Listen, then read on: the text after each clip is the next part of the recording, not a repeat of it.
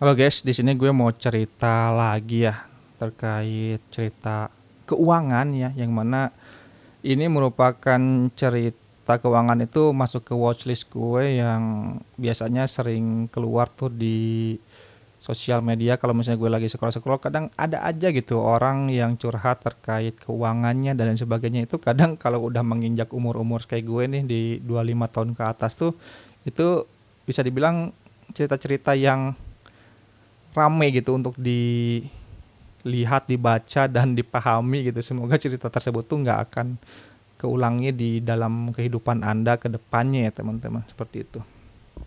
Nah, di sini gue mau cerita ya yang mana tuh untuk bisa kalian ketahui ya, untuk tahun ini tuh bisa dibilang eranya teknologi ya, yang mana sekarang tuh udah masuk ke eranya AI lah. Terus teknologi tuh ya udah banyak banget lah intinya di luar sana, kayak misalnya kripto, terus saham dan lain sebagainya. Itu semua tuh lu bisa akses melalui handphone lu. Sekali klik itu lu bisa beli saham, beli kripto, beli emas digital dan lain sebagainya gitu.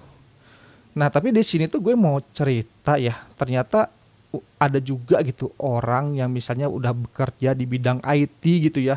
Yang mana kan bidang IT itu bisa dibilang seseorang yang udah bekerja, yang bisa dibilang update banget lah terkait teknologi dan sebagainya gitu. Tapi ada juga yang bisa dibilang tuh masih belum melek finansial teman-teman.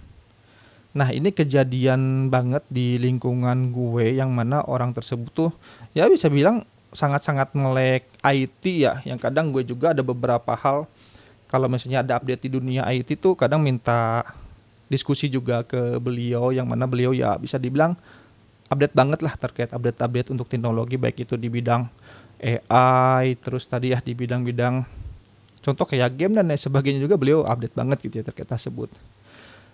Nah, yang mau gue cerita di sini tuh bahkan orang tersebut itu yang bekerja di bidang IT tuh tadi ya nggak melek finansial, dan bahkan nggak tahu itu apa itu deposito dan sebagainya gitu. Ya mungkin beliau tuh bisa dibilang tahu tahu juga, cuman belum pernah mencoba atau merasakan apa itu deposito. Jadi experience-nya tuh kurang ya teman-teman. Nah, beliau itu kan nggak belum pernah apa ya, belum pernah nyobain deposito ya, otomatis tadi ya misalnya untuk instrumen-instrumen finansial yang lainnya itu belum pernah beliau coba juga. Misalnya contoh untuk reksadana lah, saham, terus misalnya emas digital. Apalagi buat yang kripto itu udah pasti belum pernah coba ya, apalagi sama untuk saham-saham US juga belum pernah coba. Jadi posisi saat ini tuh uang beliau tuh ada di mana sih sebenarnya? Nah, untuk pendapatan beliau tuh bisa dibilang ya kurang lebih hampir sama kayak gue ya, beda-beda tipis lah, soalnya beliau juga udah senior, mungkin bisa lebih dari gue gitu ya. Nah, setelah gue tanya-tanya untuk biasanya kalau misalnya gajian dan sebagainya ya, uangnya disimpan di mana? Ternyata uangnya tuh disimpan di bank aja teman-teman. Ya udah di bank aja, murni lu nabung di bank. Misalnya lu dapat gajian nih, sisain setengahnya gitu buat biaya hidup lu sama misalnya sama istri dan anak lu gitu ya. Ya udah sisanya kalau misalnya ada sisa ya udah didiemin di bank aja gitu. Nah, gue kadang langsung mengeringitkan dahi gue ya. Wow gitu. Ini uang bisa dibilang uang dingin itu udah, kalau nggak salah tuh udah kekumpul berapa puluhan juta atau bahkan ratusan juta, yang dimana posisinya tuh masih di bank aja gitu. Dan itu udah berangsung berapa lama ya, kalau nggak salah tuh dia tuh udah dari zaman, ya pokoknya tuh dari zaman dia awal bekerja ya, berarti udah sebelum covid tuh. Ya hitung-hitung misalnya udah 5 tahun lebih gitu ya, udah di bank aja gitu tanpa nggak dia pindahin kemana-mana gitu. Nah, yang mau gue bahas di sini tuh yang mana lu itu misalnya seorang pekerja itu lu wajib banget ya tahu apa itu, seenggaknya lu melek lah apa itu melek finansial dan sebagainya gitu ya. Lu tahu apa itu inflasi, terus misalnya kalau misalnya lu cuma nyimpen uang di bank itu dampaknya apa itu. Nah, itu tuh sebenarnya untuk mengetahui hal tersebut ya lu cukup tahu terkait inflasi ya. Inflasi itu apa misalnya dan sebagainya gitu.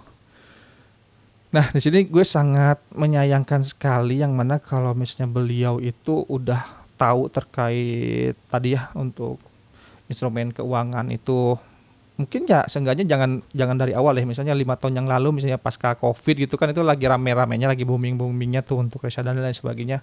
Seenggaknya kalau misalnya beliau tahu dari tahun tersebut, mungkin untuk saat ini tabungan beliau bisa bertambah ya, asalkan dia investasinya tuh di instrumen yang tepat ya, mungkin ya reksadana, mungkin ya bentar-bentar mungkin reksadana yang returnnya 5% per tahun, itu juga ya udah lumayan kan, kalau 5% dikali 5 tahun tuh udah 25% ya nambahnya gitu.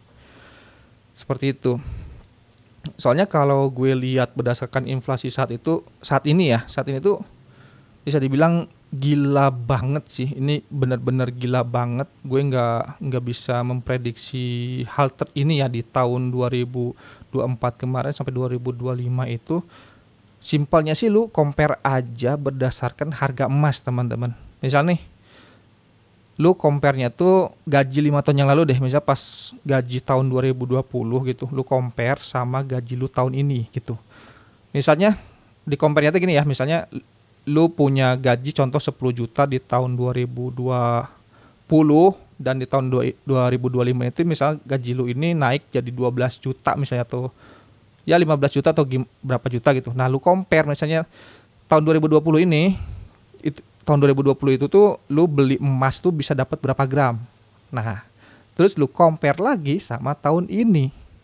Dengan gaji lu itu misalnya naik tadi ya 50% jadi 15 juta, lu tuh bisa beli emas berapa gram, temen-temen. Nah, itu bakal kerasa banget, temen-temen. Dan itu juga kerasa di gue ya, yang mana gue bisa beli emas lebih banyak itu di tahun 2020 berdasarkan gaji gue di tahun itu, dibandingkan dengan gaji gue di tahun ini, teman-teman. Jadi ya gue coba hitungin dulu nih. Kalau nggak salah tuh harga emas di tahun 2020 itu sekitar 700.000 atau 600.000 ya. Mungkin di sini kita ambil 700.000 aja dulu ya. Misalnya gaji kalian itu di sini kita asumsiin aja misalnya 10 juta lah ya, yang paling gampang dihitung gitu. 10 juta ini coba dibagi 700.000. Nah, lu tuh bisa dapat emas itu sekitar 14,2 gram, teman-teman. Oke, paham ya? 14,2 gram. Misalnya nih perusahaan lu tuh menganut apa ya?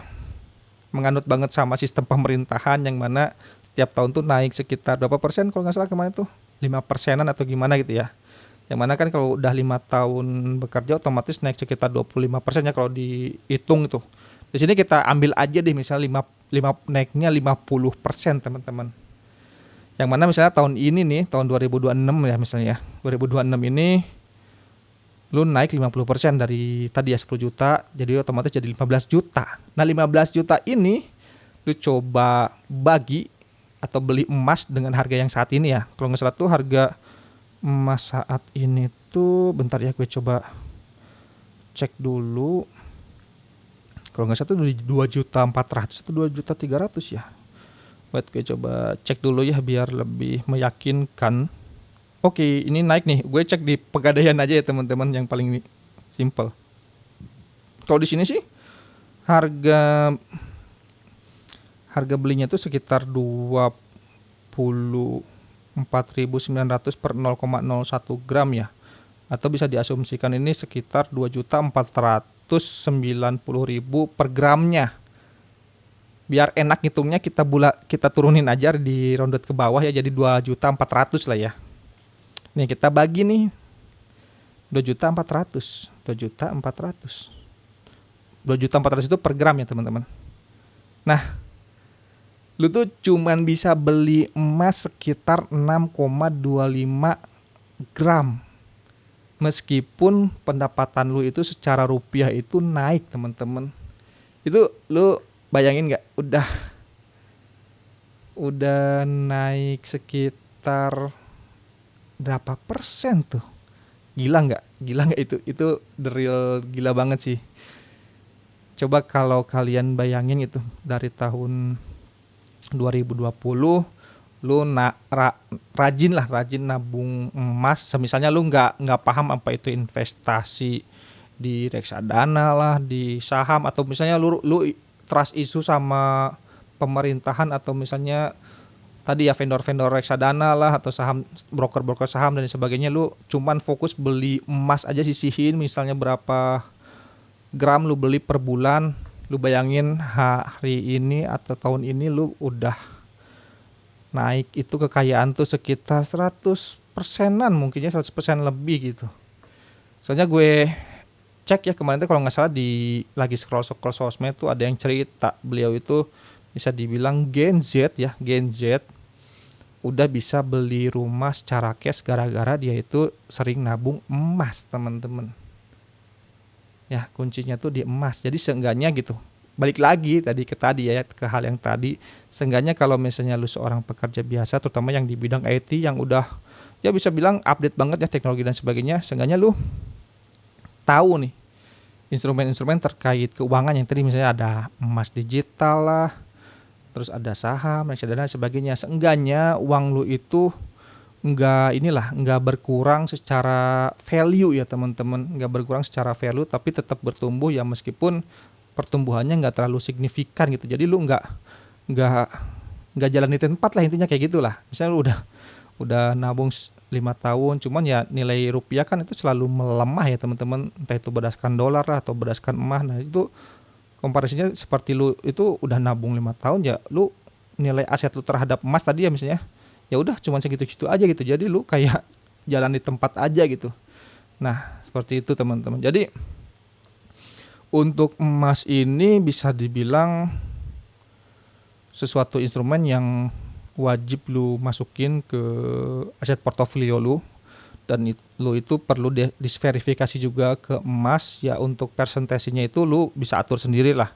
Cuman untuk posisi gue saat ini itu persentasenya masih sekitar 5% doang teman-teman, yang mana mungkin kedepannya bakal gue tingkatin pelan-pelan ya, mungkin nanti bakal 10% atau 15% ya. Tapi itu bakal gue batasin, gak akan mungkin lebih dari 20% untuk aset alokasi gue di emas ya teman-teman. Soalnya masih banyak aset lainnya yang lebih menarik sebenarnya ya, seperti itu. Oke, nah buat kalian mungkin yang lagi scroll YouTube, ya mungkin bekerjanya sama kayak gue gitu, yang belum tahu tadi ya terkait untuk instrumen finansial dan sebagainya, gue saranin lu belajar. Lu harus wajib banget belajar teman-teman. Itu soalnya buat masa depan lu ke depannya, dan juga untuk mempelajari hal ini tuh bisa dibilang sesuatu hal yang gampang ya. Lu bisa cari aja di sosial media, di Instagram, di YouTube, di TikTok juga bahkan ada tuh orang-orang yang dia share terkait edukasi terkait finansial ini ya teman-teman, kurang lebih seperti itu.